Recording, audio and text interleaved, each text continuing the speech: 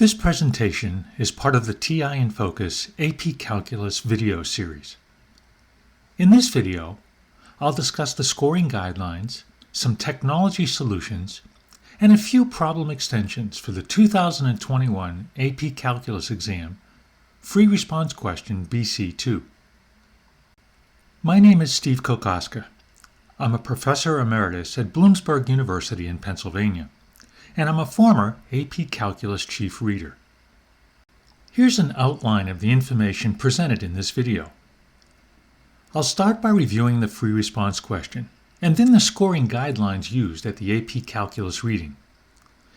And I'll focus on the solutions given in these guidelines and the specific presentation required to earn each point. I'll present the solution to each problem in a little greater detail than given in the scoring guidelines. I'll show you how to use technology to explore and answer parts of this question and to confirm solutions where appropriate. And because the free response questions are usually very comprehensive, I'll suggest some problem extensions, additional AP Calculus type questions. Some of these will be associated with the information given in the problem, and some of these may be calculator active. So just a reminder, this is a calculator active problem, and that means that students may be required to use their calculator in some or all parts of this problem. In this BC problem, a particle is moving in the xy plane with unknown position vector, but known velocity vector, and we also know the initial position of the particle. In part A, we need to find the speed of the particle and the acceleration vector of the particle, both at time t equal 1.2. In part B, we need to find the total distance traveled by the particle over the time interval 0 to 1.2. And in part C, we need to find the coordinates of the point at which the particle is farthest to the left. In addition, the harder part here, I think, is to explain why there is no point at which the particle is farthest to the right for t greater than or equal to 0. Part A was worth 2 points. To find the speed and the acceleration vector, students need to know the equations to use, convey the correct mathematical expressions, and then use technology to find the final answers. The first point was for finding the speed of the particle at time t equal 1.2, and the second point was for finding the acceleration vector at that same time. In this problem, unsupported or bald answers did not earn any points. Now that means that the student must present the mathematical expression that leads to or produces the correct numerical answer. So for example, a response of just speed equals 1.271 does not earn the first point. The acceleration vector may be presented using other symbols, for example parentheses or brackets, or the coordinates may even be listed separately as long as they're labeled.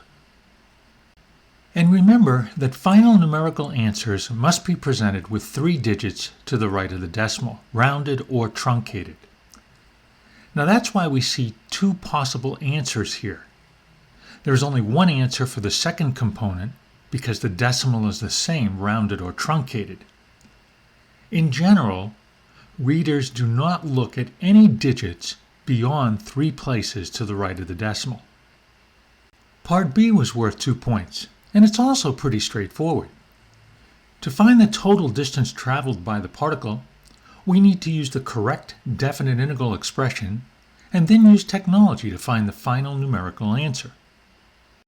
The first point was for presenting the integrand in a definite integral with any limits. If the student presents incorrect limits, they are not eligible for the second point. If the first point is earned, it cannot be lost if any subsequent work is incorrect. If the student presents the correct definite integral and then makes a copy error, for example, loses a closing parentheses, but still arrives at the correct numerical answer, they'll earn the second point also. If the first point is not earned due to a copy error versus a mathematical error, for example, a missing parentheses versus the use of x of t and y of t instead of x prime of t and y prime of t, then they can still earn the second point for a correct answer. The second point is earned for the correct numerical answer. Unsupported answers, those without a mathematical expression, do not earn the second point. And the 0 on the end of 1.010 is not necessary. Part C was worth 5 points. Yikes! There's a lot going on in this problem. The first point is a conceptual point for setting x prime of t equal to 0. And the student can convey this idea in several ways, even in prose. The second point is earned for presenting a valid reason why the particle is at its leftmost position at time t equal 1. Students can certainly use a sign chart to help understand the horizontal motion of the particle, but they must interpret their chart as given in the scoring guidelines. A sign chart is not sufficient to earn the second point. The third point is for one of the coordinates of the leftmost position, and the fourth point is for the other coordinate. Unsupported positions x of 1 and or y of 1 do not earn the third or the fourth points. Again, the mathematical expression that produces these numerical answers must be presented. And a missing dt that makes an integrand ambiguous does not earn the third and or possibly the fourth point. To earn the fifth point, the student must verify that the particle moves to the right side of its initial position and confirm that the particle moves to the right for all t greater than 1. There are several ways in which a student can demonstrate this. Okay, let's take a closer look at the solutions. And remember, this was a calculator active question. Let's consider the use of technology to visualize and solve some of these problems. To solve part A, we simply need to use the correct expressions for speed and for the acceleration vector. So here's the equation for speed and the final answer, and here's the expression for the acceleration vector and the final answer. Here's how I solved this problem using technology, specifically the TI-Nspire CAS calculator. First, I defined the functions xp for x prime and yp for y prime. These expressions were given in the statement of the problem. Looking ahead, in order to find the acceleration vector, I will need the derivative of the velocity vector. So while I'm on this calculator screen, I defined xpp for x double prime and ypp for y double prime. Just a reminder, or a test-taking tip. It's always a good idea to start problems like this by carefully defining the function or functions given in the problem. Then use the named function in subsequent calculations. This decreases the chance of a copy error and makes it easier to verify correct mathematical expressions. Now, I just computed the speed of the particle at time t equal 1.2, and the answer is 1.271, and I don't think there were any units given in this problem. And I found the acceleration vector using the functions I defined for x double prime and y double prime. And I used TI-Nspire vector notation. To find the total distance traveled over the time interval 0 to 1.2, I need to use the correct definite integral expression, and then use technology to find the numerical answer. Using the functions already defined, here's the integral expression and the numerical answer using the TI-Nspire. Pretty straightforward, as long as we know the correct expression to use. Now, let's look at part C in a little bit more detail. To find the leftmost position of the particle, I have to find the minimum value of the horizontal position function, x of t. So that means I need to start by finding the critical points, values of t where the derivative is 0 or does not exist. So here's x prime of t. Remember, we were given this in the statement of the problem. This function exists for all values of t, but specifically for all values in the domain given, t greater than or equal to 0. So there are no places where x prime of t does not exist. Therefore, we need to look for values of t such that x prime of t is equal to 0. Using the principle of zero products, the only way to make a product 0 is if one of the terms is 0. Well, e to the t squared is never 0, and t minus 1 equals 0 when t is equal to 1. So the only critical value here is t equal 1. I'm going to use a sign chart to help me understand the horizontal motion of the particle. I usually argue in general by examining the factored expression for x prime of t, and I found x prime of t to be negative for 0 less than or equal to t less than 1 and positive for t greater than 1. That means that the particle is moving to the left for 0 less than or equal to t less than 1, and then to the right for t greater than 1. Therefore, the particle is at its leftmost position when t is equal to 1. On the AP Calculus exam, students can certainly use a sign chart, but they still must interpret this visualization. So here's my interpretation and conclusion. So I know the particle is at its leftmost position when t is equal to 1, but I still need to find the coordinates. So I used the net change theorem, or the fundamental theorem of calculus, twice. Here are the mathematical expressions, and I'll find the final numerical answers using technology. Again, looking ahead just a little, I defined the x and y position functions. Remember that I already have xp and yp defined in this calculated problem.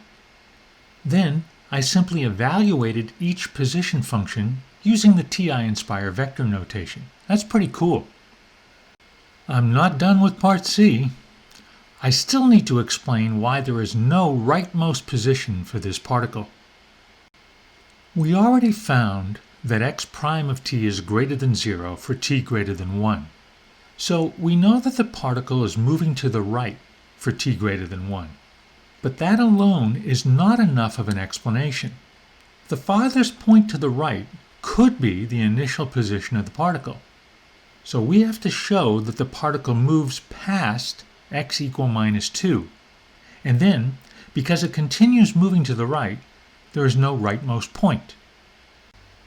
So I just picked any value of t greater than 1, and I used technology to find the x-coordinate of the position is 8.346, which is certainly greater than minus 2.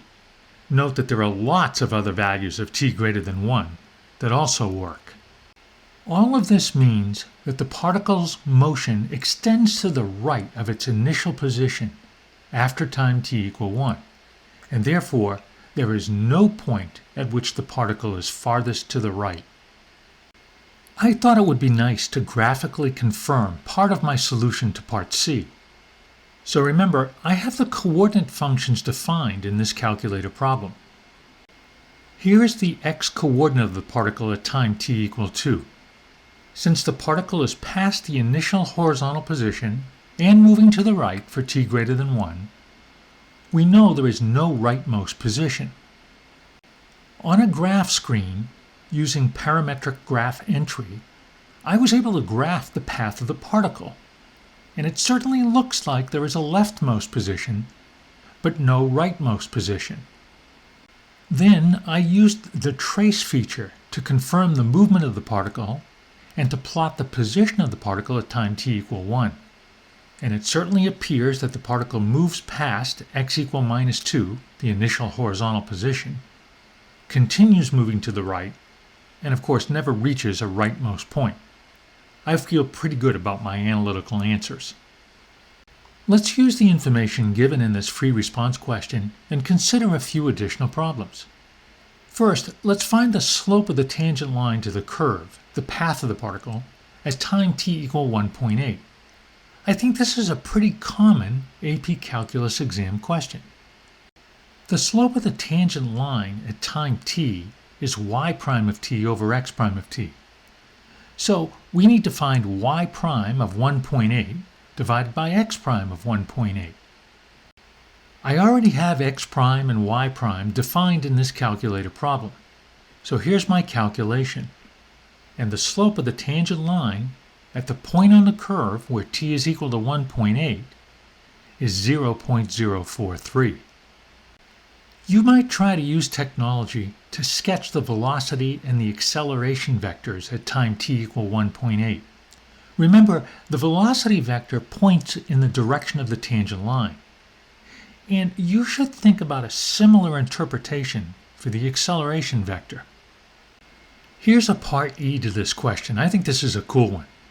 Let's suppose there is a second particle moving in the xy plane with position function given by x sub 2 of t and y sub 2 of t. Are the particles ever at the same position at the same time? Or, in other words, do the particles ever collide? I'm going to begin to solve this problem by graphing the paths of both particles.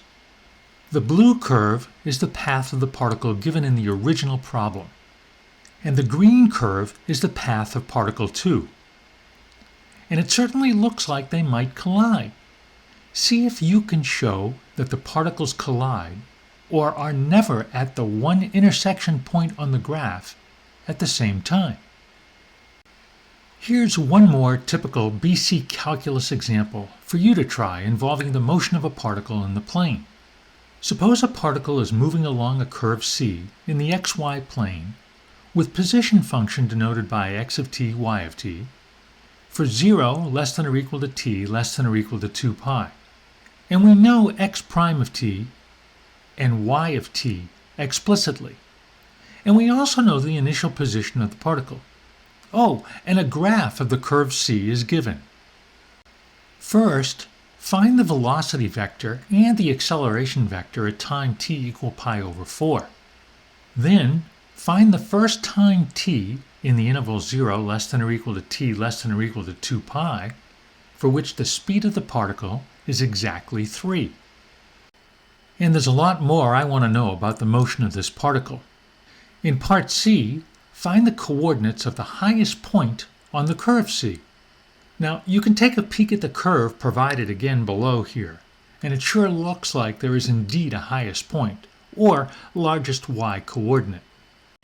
In part D, find the position of the particle at time t equal pi over 4. In part E, find the total distance traveled by the particle for 0 less than or equal to t less than or equal to 2 pi. Now, you might also think about this question and the relationship to arc length of a curve. And finally, in part F, find the point on the curve C where the slope of the tangent line is -2. In examining this curve, it sure looks like there is indeed a point where this is true.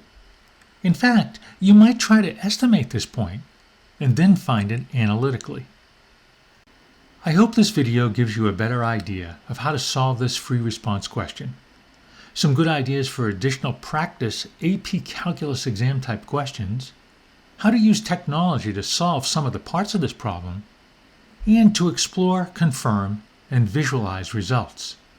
I think this problem presents some good opportunities to discuss and visualize particle motion in the plane. And just a reminder, there are lots of valuable resources on the TI website.